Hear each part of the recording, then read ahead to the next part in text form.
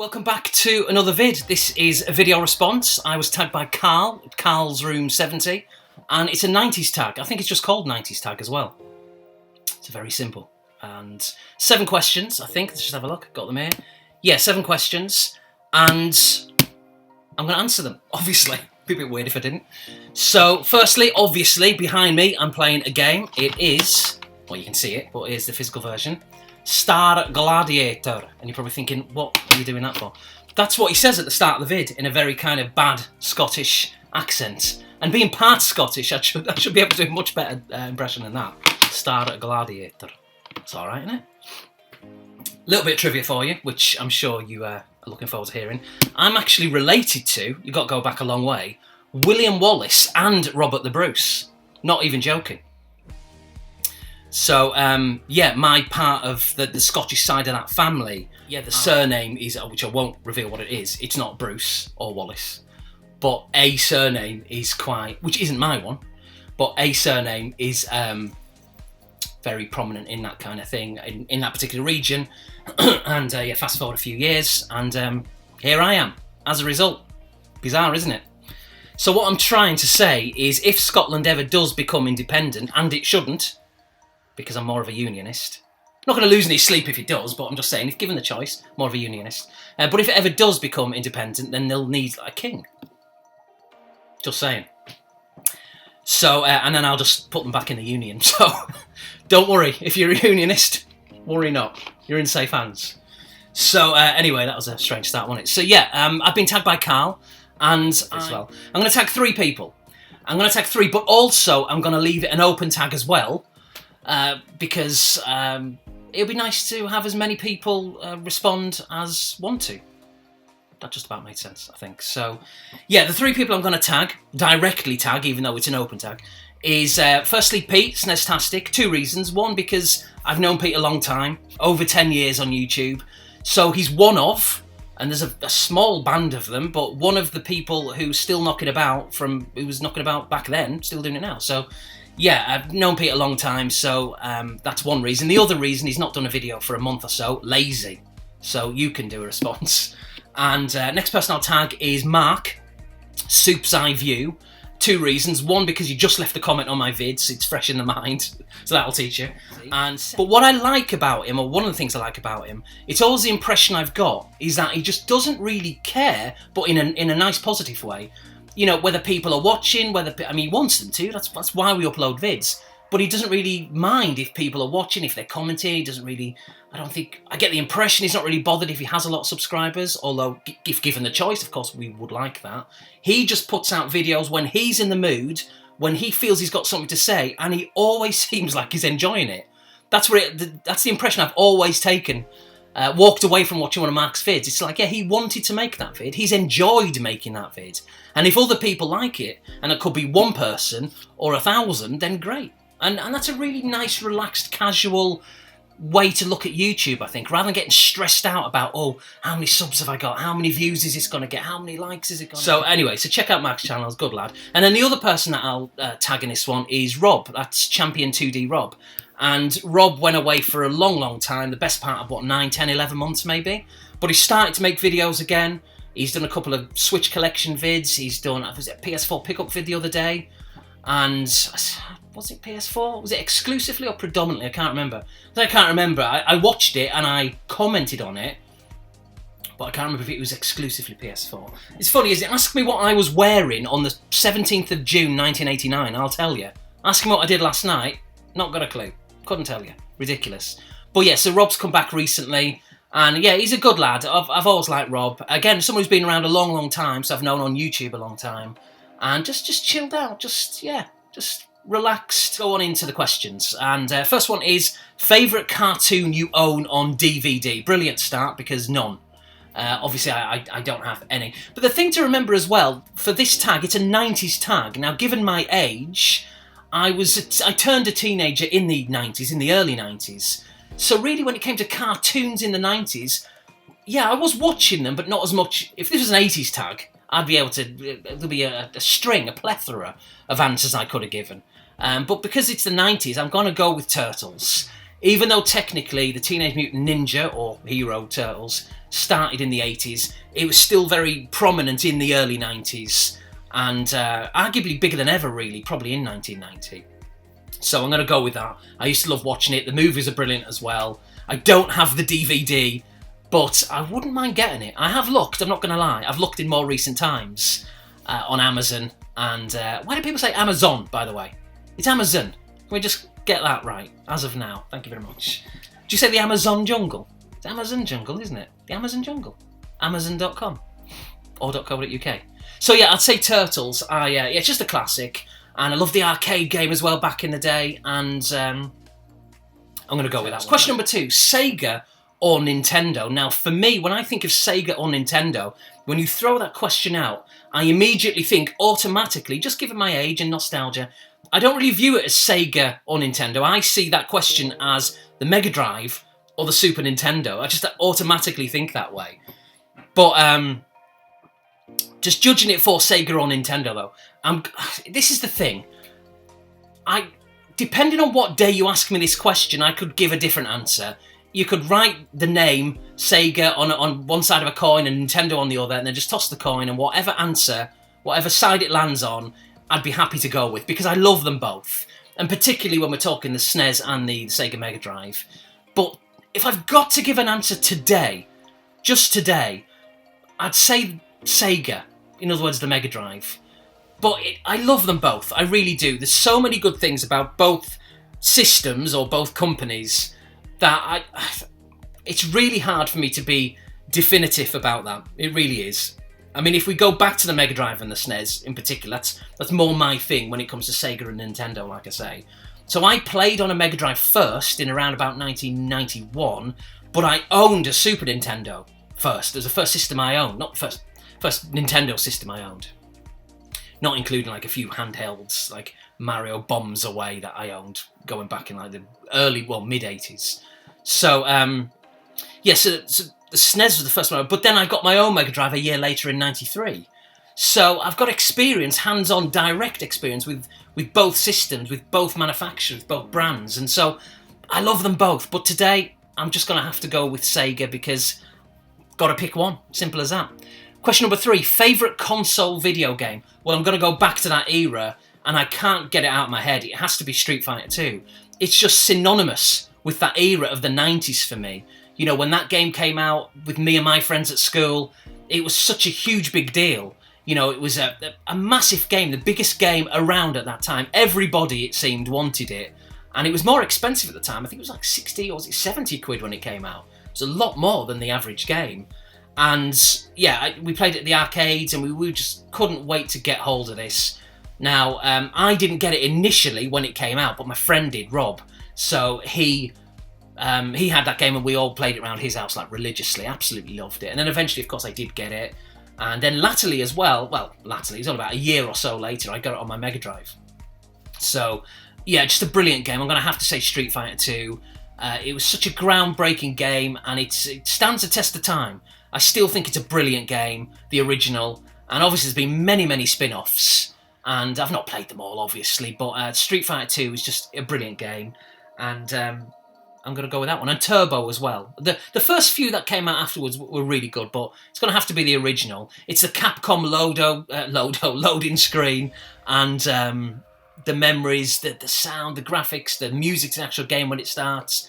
Everything about it, even that aeroplane noise when it's going from character selection screen to different parts of the world. It just it brings back so many memories. Reminds me of certain people and friends and a time and an era. So Street Fighter 2.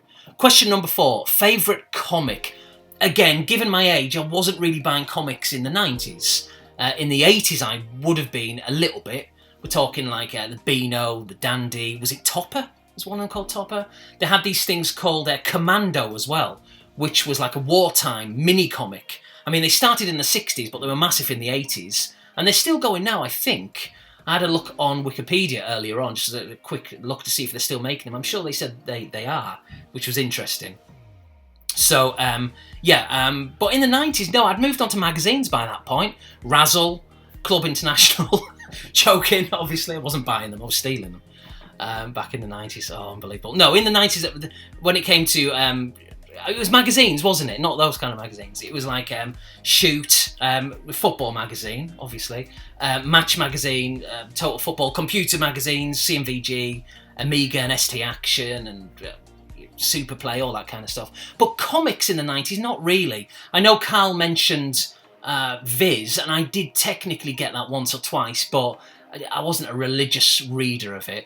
But speaking of the Beano, Dandy and the Topper, which I was buying a little bit in the 80s as magazines, or comics I should say, I did get the annuals, because if you remember back in the 80s and the early 90s, getting a Christmas annual was massive. It was a big deal. We all kind of got them. It could have been for comics, it could have been for football. There's the Topical Times, I think was a football one. There was Neighbours, Home and Away. My sister, she's like 7 years younger than me, so she got some of those, and even though I read them, obviously. And yeah, so annuals were a big deal, and so they did the annuals of the comics. So technically in the early 90s, right, the turn of the 90s, I still had a few Dandy, Beano, Topper annuals, so that's kind of my answer to that one. But yeah, I'd moved on to magazines, so I wasn't really a comic buyer in the 90s. Question number 5, favourite pro wrestler? Well, here's the thing. When it came to the early 90s, and it was literally right at the start of the 90s, I did start watching wrestling because it was a big deal. For a small moment in time, it was kind of really, really popular, and then it kind of went away a little bit.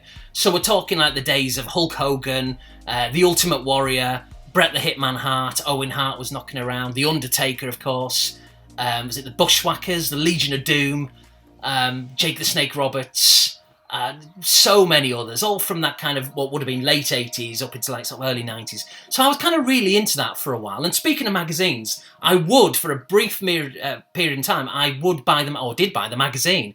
But I always felt really self-conscious, because if you think about it, the front of the magazine, I'll put a few examples up on the screen for you to see now, and they'd have like essentially a topless man, because it was wrestling. So I always felt really embarrassed buying it in case they wondered what I was buying. It's like I wanted to say, as I was putting it on the counter, oh, it's a wrestling magazine, just in case they didn't know, and I'm sure they did. I probably didn't care either way. But I just didn't want them to get the wrong impression. So I used to get really paranoid buying that. So I didn't buy many issues just because of that reason alone. And I was at a delicate age as well, like 13 or so. So it's like you're really very self-conscious about that. So obviously didn't have a problem like buying Razzle. But did have a problem buying it. I didn't buy Razzle, like I say, stole it. That part is true. But yeah, in terms of favourite wrestler, if I had to pick one out, it's difficult because I liked all them ones I've just mentioned. I did really like, but I'll probably say Bret the Hitman Hart. He just looked cool. He had his shades on, and yeah, the colours like sort of very neon kind of, sort of very 80s in a way, and early 90s, with a bright pink, and he just looked cool. So I'll say Bret the Hitman Hart. But there's loads of them that I used to really like. But then I went off wrestling, to be honest. But then I should say I stumbled upon, or re-stumbled upon, the wrestling. It would have been WWE, I guess, by this point. They dropped the F because of the copyright thing, the World Wrestling Fund, World Wildlife Fund. And I stumbled upon it inadvertently because of the time that it was on at night. So I'd be up quite late. So before I went to bed, I'd stick the telly on, put Sky Sports on, and the wrestling would be on one of the channels. Something like The Rock, Dude Love, Mr. Socky as well, all that kind of stuff. Stone Cold Steve Austin, and The Undertaker was still knocking about. Shawn Michaels, all that kind of stuff from like the late 90s, early 2000s. So I started to watch it again a little bit then, but I'd never really got into it. It was just because it was on at that time of night, just going to sleep. So that was that. So yeah, Bret the Hitman Hart, ultimately.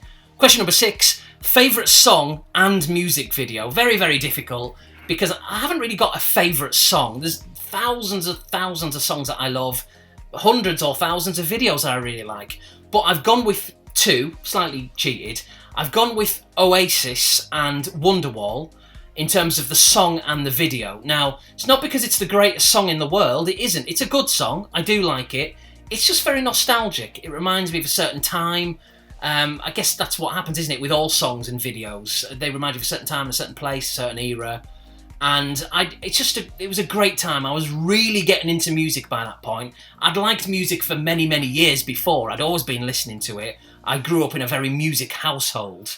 And so it was always around me. I knew like lyrics to songs from like the House Martins I knew all their lyrics by the age of like 11. You know, Adam and the Ants, Shakin' Stevens, Duran Duran, all that early to mid-80s stuff. As well as a lot of sort of country music, or folk music really, like Nancy Griffiths. I knew all that stuff by the age of like 8, 9, 10, because it was always being played. So, yeah, I've always been around music, so even though I went back very far with music, I really got into it in sort of my early to mid-teens, like many of us do really. And Oasis, when they kind of came onto the scene, there was a few bands before, but they were the ones who really kind of like, this is what music's about, this is what the scene's about. They sort of came from my neck of the woods as well, so it was like tribalism maybe was involved as well, something to be proud of, you know, northern lads and all that kind of stuff. And yeah, I just love that era, that whole Britpop thing. It kind of coincided with my age, it was a nice time. And so, yeah, so I'll say Oasis, Wonderwall, brilliant song. Very much overplayed, of course, but it's a classic, absolutely. And I love the video. It's very simplistic, just black and white, not a lot in it. They're just in like a studio, in like a big open space, sitting on a bench, you know, on a chair, basically, and that's it. There's not a lot to it, but it's just something about it. The opening chords and the ending and the middle, everything about it. I just really like it. And then the other song I mentioned is The Verve and Lucky Man. Again, it's not an amazing song. It's good, and I like it. And the video is very simplistic. It's them just in a room, essentially overlooking what I think is like the Thames. Very feng shui when it comes to furniture. There's nothing there really. It's just my vivid take from that is like the steps and looking out into like the what I think is the Thames, with the water in the background and the buildings and the sun kind of really shining in, and the green Verve poster on the wall, which is very striking. And it just screams like 1997. When I see that video, when I hear that song, I am instantly taken back to 1997, much like I am with 95 with Wonderwall. It just takes me back, and music is so powerful. So there's so many others. I could, like I say, name hundreds upon hundreds of songs and videos, but I'm going to choose two. I'm going to say Oasis, Wonderwall, and I'm going to choose The Verve and Lucky Man. Brilliant stuff. And then last but not least, question number 7, favourite live action TV show and episode. Very specific. I struggled with this one, but then the one which kind of immediately came to mind, and I've not seen it for 25 years, maybe more. I'm going to choose Quantum Leap. Bit of a blast from the past even there. So yeah, it was called The Leap Home. It was a 2-part series. Sam Beckett leaps into bodies, of course, to try and put right what once went wrong before leaping again into the next body. But he leaped into himself. And so in episode 1, he starts to correct things with his sister, I think, who married like an abusive husband, so he wanted to correct that. And his dad, who wasn't very well, he wanted to kind of put that right. And he got very emotional, he as a character, obviously, because he was playing himself. He'd leapt into his own body, which he'd never sort of done before. So it was an emotional time for the character. So that was that. And then in part 2, he leaps into a soldier in Vietnam, in the Vietnam War, where he has to kind of ultimately protect his brother, who I think maybe died, I can't remember that part, in real life. So he wanted to protect him in the show, in the reality that he'd leapt back into. He wanted to change history. So that was good, the dynamics of that, leaping back into time. And then there's sort of a crossover as well with Al.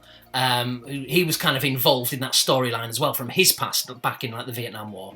So it was quite an emotional sort of double episode really. I remember thinking at the time, very powerful. So I'll say that, but really it was a struggle to answer that question because I couldn't really think of a specific show or even more so specific episode, but ultimately I guess I did it. So yeah, Quantum Leap, The Leap Home, which I've not seen, like I say, for 25 years, but I used to really like. I'd love to see that show coming back.